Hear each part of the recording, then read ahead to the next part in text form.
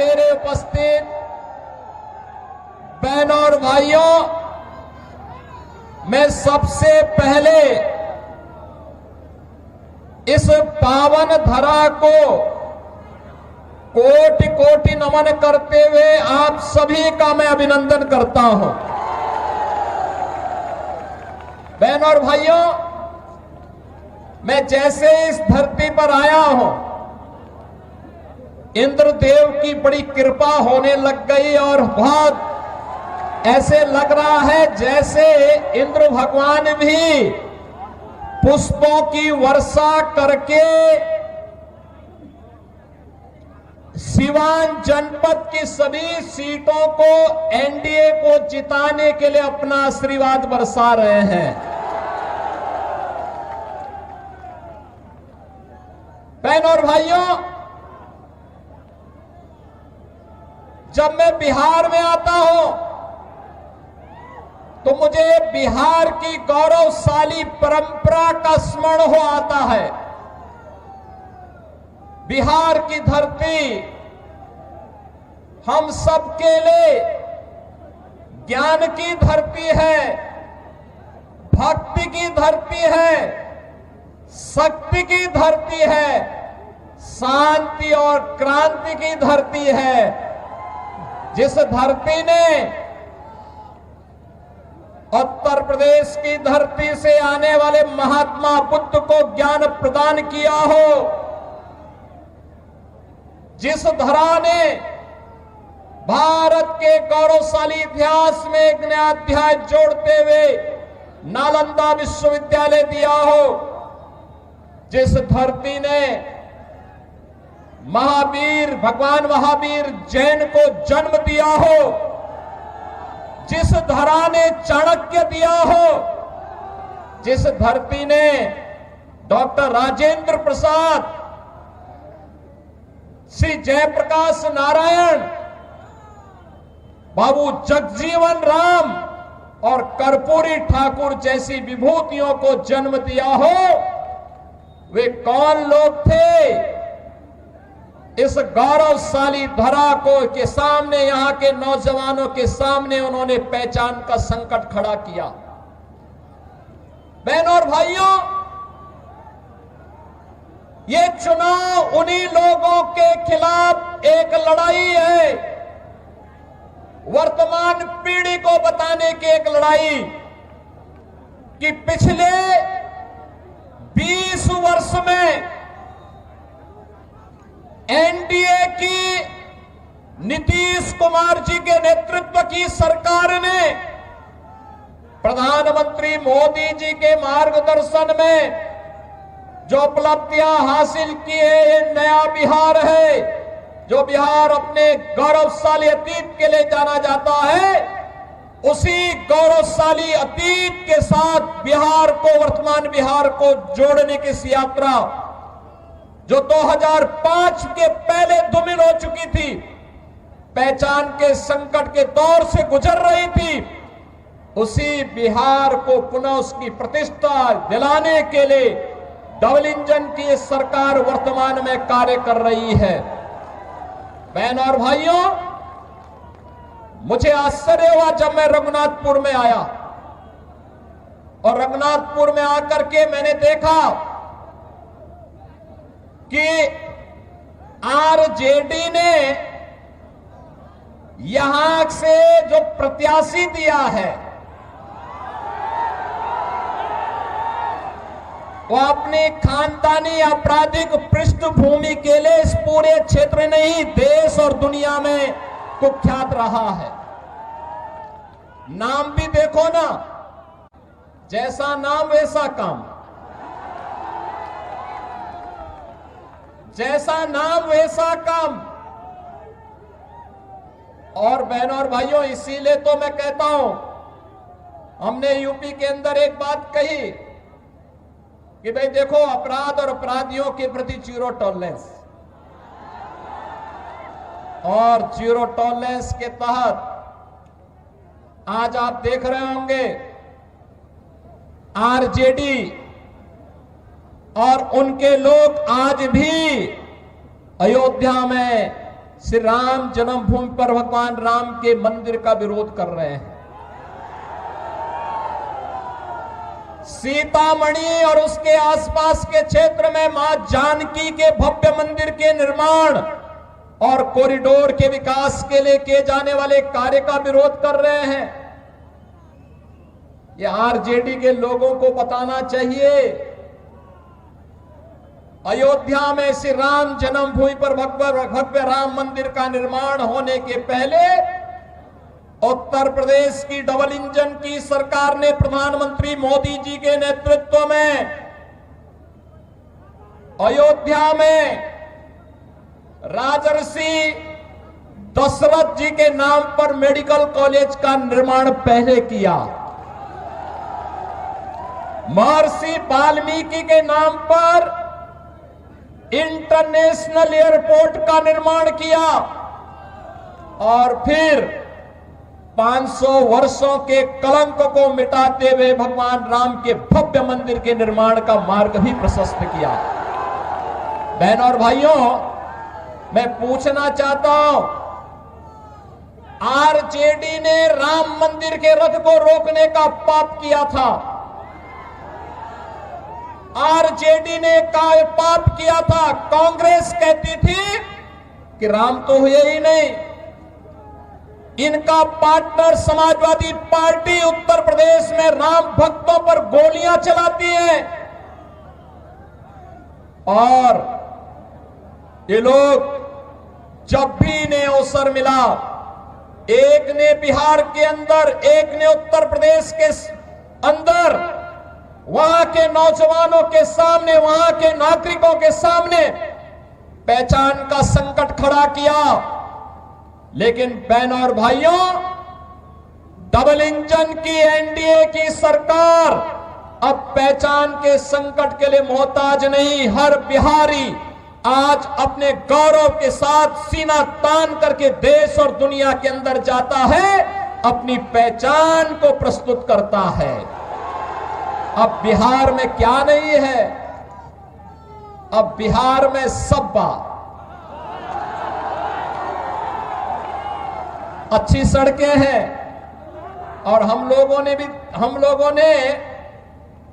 6100 करोड़ रुपए की लागत से अयोध्या धाम को सीधे सीतामढ़ी से जोड़ने के लिए राम जानकी मार्ग के निर्माण के काम को भी युद्ध स्तर पर आगे बढ़ाया है।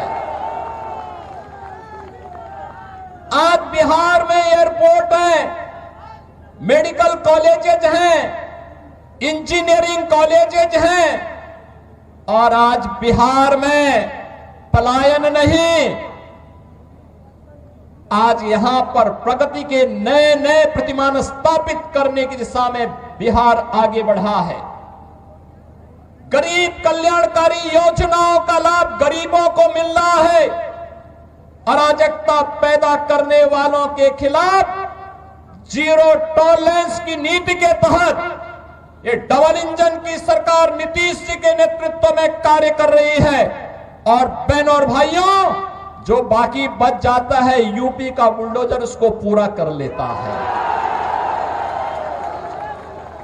और मैं तो आप सबसे यही कहने के लिए आया हूं, एनडीए यहां पर सभी नेताओं ने प्रधानमंत्री मोदी जी के नेतृत्व में, उनके मार्गदर्शन में, नीतीश जी के नेतृत्व में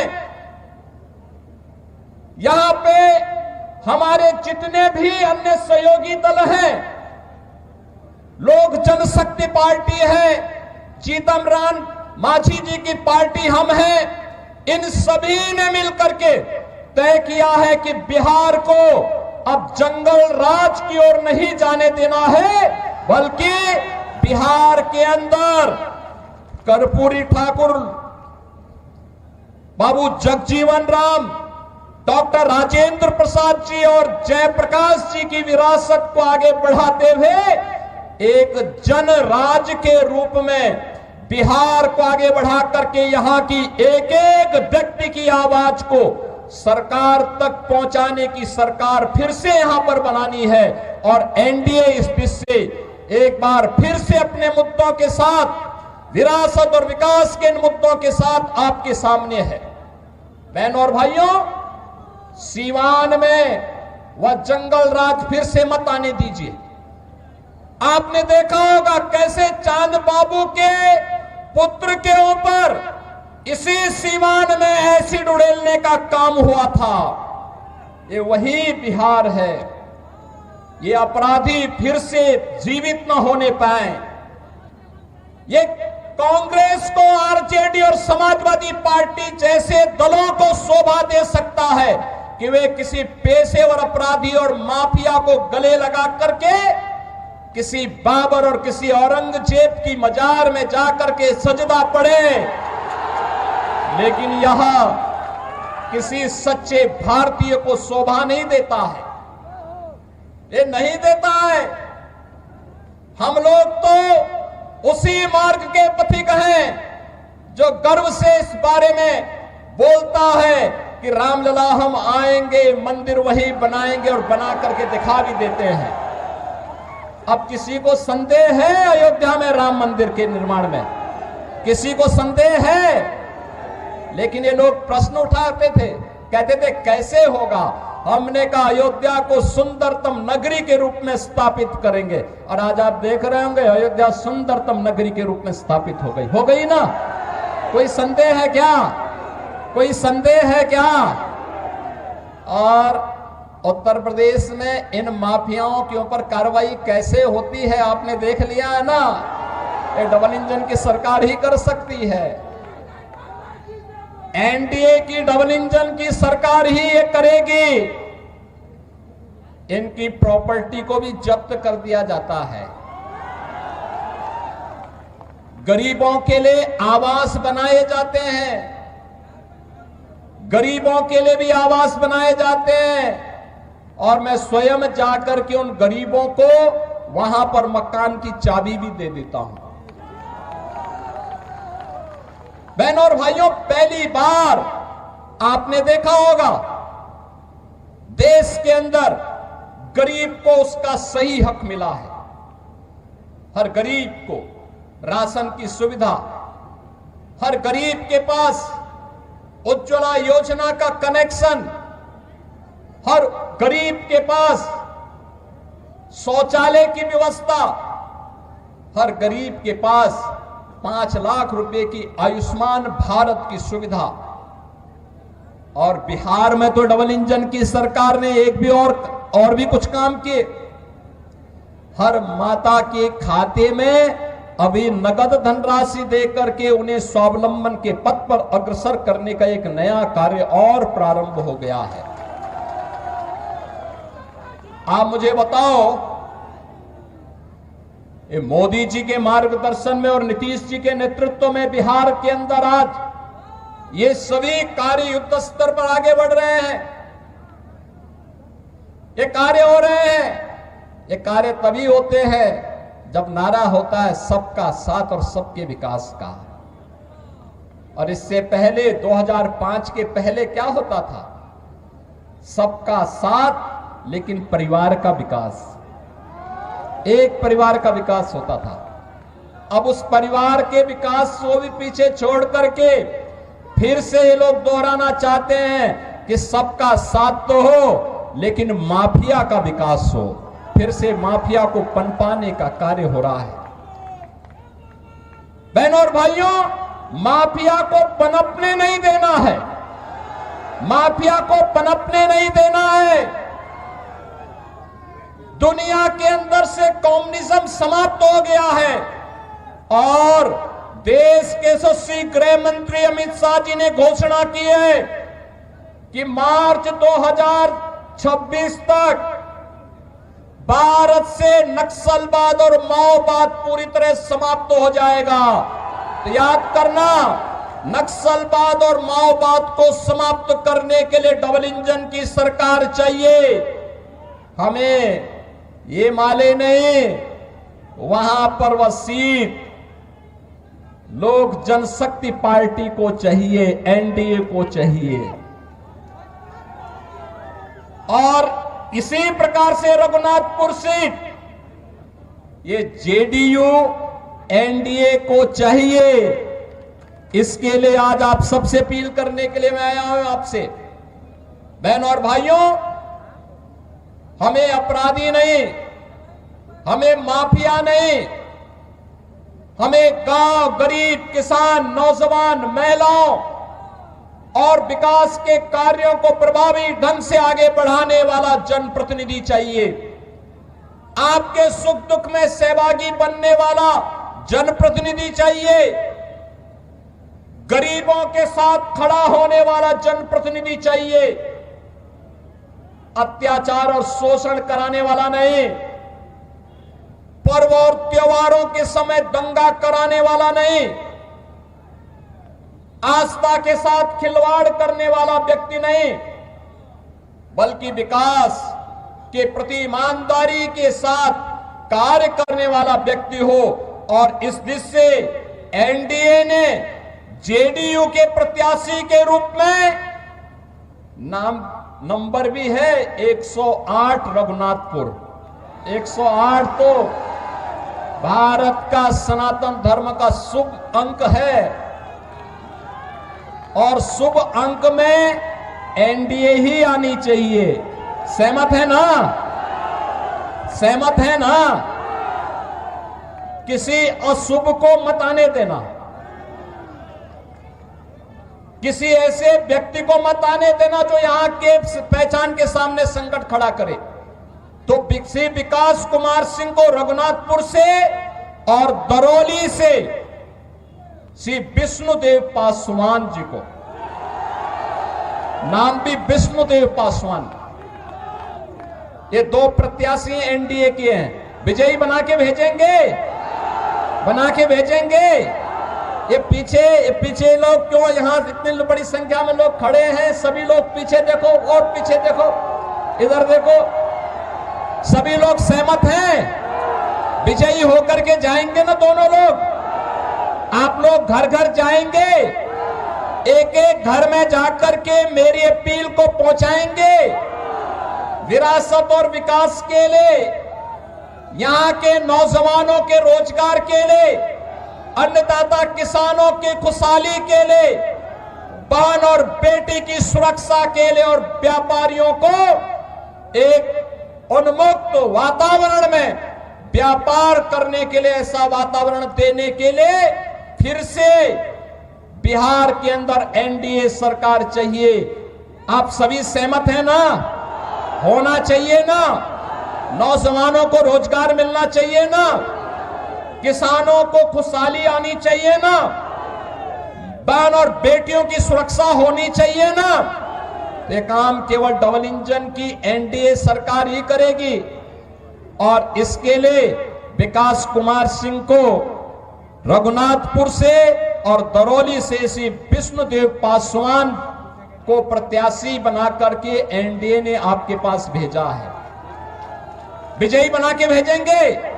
सभी लोग मेरे साथ बोलेंगे फिर, भारत माता की, भारत माता की, भारत माता की जय श्री राम, जय जय श्री राम, जय जय श्री राम।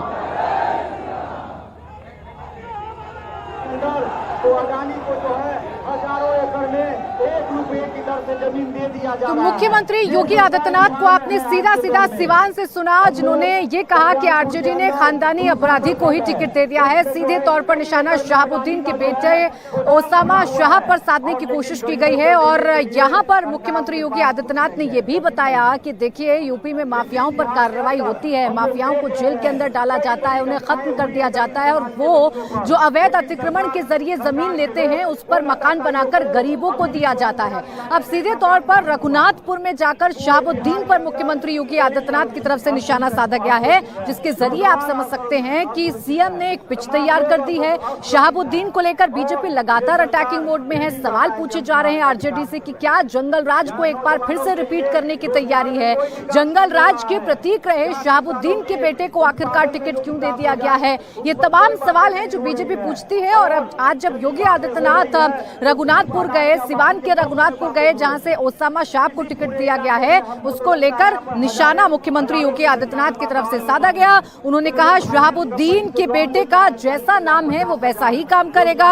हम यूपी में अपराध पर जीरो टॉलरेंस रखते हैं। आरजेडी और कांग्रेस का मंत्र सबका साथ हो, माफिया का विकास हो, यही है। बिहार में माफिया को पनपने नहीं देना है। ये बाबर और औरंगजेब की मजार पर सजदा पढ़ते हैं। तो ये तमाम बातें मुख्यमंत्री योगी आदित्यनाथ की तरफ से कही गई हैं। सीधे तौर पर जो ध्रुवीकरण है वो रघुनाथपुर की सीट पर किस तरीके से होगा और जितना ध्रुवीकरण होगा उतना फायदा एनडीए के प्रत्याशी को होगा, इसी को ध्यान में रखते हुए मुख्यमंत्री योगी आदित्यनाथ जब आज बोल रहे थे तो शहाबुद्दीन के बेटे को सेंटर में रखकर बोला जा रहा था, शहाबुद्दीन को याद दिलाया जा रहा था और ये बताया जा रहा था कि आरजेडी की सरकारों में, कांग्रेस की सरकारों में सिर्फ माफियाओं का ही विकास होता है। तो देखिए योगी आदित्यनाथ ने आज चुनाव प्रचार का आगाज कर दिया है। सिवान की रघुनाथपुर में मुख्यमंत्री योगी आदित्यनाथ मौजूद रहे और वहां पर रैली को संबोधित किया है। थोड़ी देर में अमित शाह अलीनगर में पहुंच जाएंगे, वहां रैली को संबोधित करेंगे। अलीनगर से मैथिली ठाकुर बीजेपी उम्मीदवार हैं। रोसड़ा और भगवानपुर में भी शाह की जनसभा होगी। 2 दिन तक बिहार में अमित शाह मोर्चा संभालेंगे। तो एक तरफ महागठबंधन आखिरकार साझा रैली करने में कामयाब है। आज थोड़ी ही देर में राहुल गांधी और तेजस्वी यादव की यहां पर जो रैली है वो होगी। इसके साथ ही साथ आपको जानकारी दे दें कि जो अमित शाह हैं वो भी आज रैली करेंगे और 2 दिन तक अमित शाह रहने जा रहे हैं बिहार में। और वहीं मुजफ्फरपुर के सकरा जहां मैं मौजूद हूं, यहां पर थोड़ी देर में राहुल गांधी और तेजस्वी यादव की जो रैली है वो होने जा रही है। राहुल गांधी लंबे समय बाद बिहार वापस लौट रहे हैं और सीट जो चुनी गई है वो आरक्षित सीट को चुना गया है। थोड़ी ही देर में राहुल गांधी पहुंच जाएंगे। तो इस वक्त बिहार में धुआंधार चुनाव प्रचार देखने को मिल रहा है। अलग अलग इलाकों में नेताओं के जाने का सिलसिला शुरू हो गया है। मुजफ्फरपुर और दरभंगा में आज राहुल गांधी और तेजस्वी यादव की रैली होगी। तो गृह मंत्री अमित शाह दरभंगा के अलीनगर में चुनावी ताल ठोकते हुए नजर आएंगे। मुख्यमंत्री योगी आदित्यनाथ ने सिवान के रघुनाथपुर से अपनी चुनावी प्रचार का आगाज कर दिया है। तो इसके साथ ही साथ आपको जानकारी दें कि दिल्ली की मुख्यमंत्री रेखा गुप्ता, मध्य प्रदेश के मुख्यमंत्री मोहन यादव भी आज बिहार में चुनावी कैंपेन करते हुए नजर आएंगे।